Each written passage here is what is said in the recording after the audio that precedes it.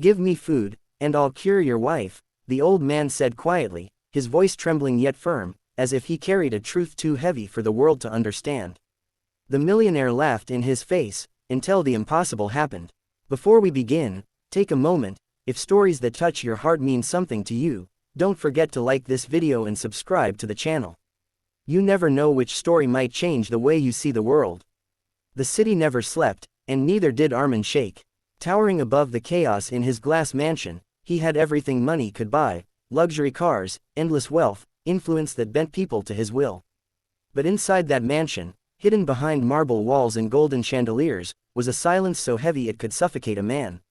His wife, Sarah, lay in a dimly lit room, surrounded by machines that beeped like a cruel reminder of her fading life. Once vibrant, full of laughter, and the only person who ever made Armin feel human, she now barely opened her eyes. Doctors from across the world had tried, specialists, surgeons, miracle workers in white coats, but all of them eventually said the same thing. There's nothing more we can do. For a man who had bought everything, those words were unbearable. One evening, as Armin drove back from yet another failed consultation, his frustration exploded. He slammed his fist against the steering wheel, his expensive watch cracking slightly. Useless, he shouted, though no one was there to hear him. That's when he saw him. An old man sat by the roadside, thin, almost fragile, with clothes worn from time. His eyes, however, held something unusual: calmness, as if he knew something the world didn't. In front of him was an empty bowl. As Armin's car slowed at a signal, the old man stood and approached. Armin rolled down his window halfway, already annoyed. "Sir," the old man said gently, "give me food, and I'll cure your wife." Armin blinked, then let out a bitter laugh. "Do you know who I am?" he asked, his tone sharp. The old man nodded slightly. "A man who is about to lose the only thing that matters." Those words struck deeper than Armin expected. His expression hardened. "Get away, I don't have time for nonsense." "Just food," the old man repeated, his voice calm. "Not money, not gold, just food. Feed me, and I will heal her." The signal turned green. Cars behind honked loudly. Armin drove away, shaking his head. "Madman," he muttered. But that night, he couldn't sleep. The old man's words echoed in his mind. A man who is about to lose the only thing that matters. He looked at Sarah, her pale face illuminated by the faint glow of machines. He sat beside her, holding her hand, feeling how cold it had become. "What am I supposed to do?" he whispered, his voice breaking for the first time in years. The next day, driven by desperation more than belief, Armin returned to the same spot. The old man was still there. This time, Armin stepped out of his car. Without a word, he instructed his driver to bring food from the finest restaurant nearby. Within minutes, a luxurious meal was placed before the old man. But the old man didn't touch it. "This food is not yours," he said softly. Armin frowned. "I paid for it." "Yes," the old man replied, "but you did not prepare it with your own hands. You did not give it with your heart." Armin's patience snapped. "Do you think I have time for this?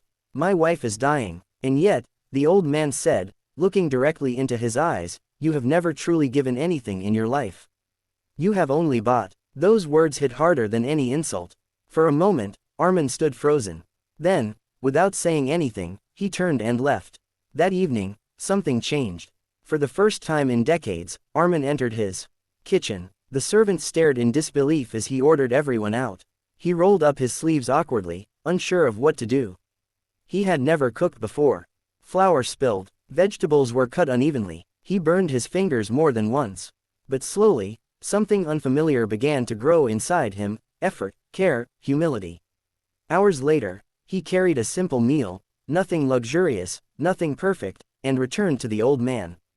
"This," Armin said quietly, placing the food before him, "I made." The old man smiled faintly and began to eat. Each bite was slow, deliberate, as if it carried meaning beyond hunger. When he finished, he wiped his hands and stood up. "Go home," he said. "That's it?" Armin asked, anger rising again. "Where is the cure?" The old man looked at him with gentle eyes. "It has already begun." Confused and frustrated, Armin rushed back home. As he entered Sarah's room, something felt different. The machines were quieter. The tension in the air had lifted. And then, he saw it. Sarah's fingers moved. "Sarah," he whispered, rushing to her side. Her eyes slowly opened, weak but alive. She looked at him, and for the first time in months, she spoke.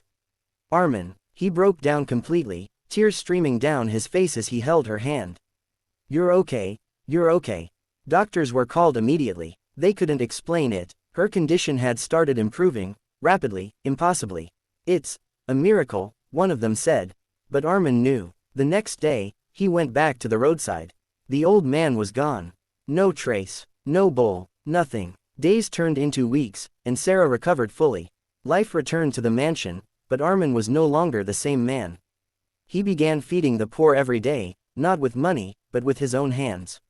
He sat with them, listened to their stories, shared their struggles. And with every meal he gave, he felt something he had never known before, peace. One evening, as he served food to a group of children, he noticed an old man standing at a distance.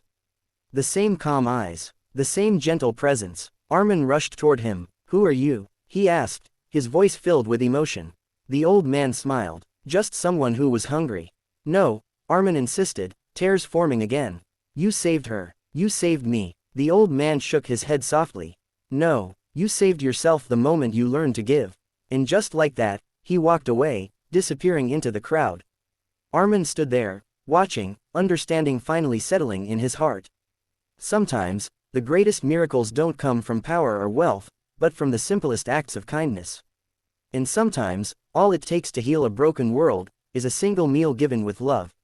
If this story touched your heart even a little, don't forget to like the video and subscribe.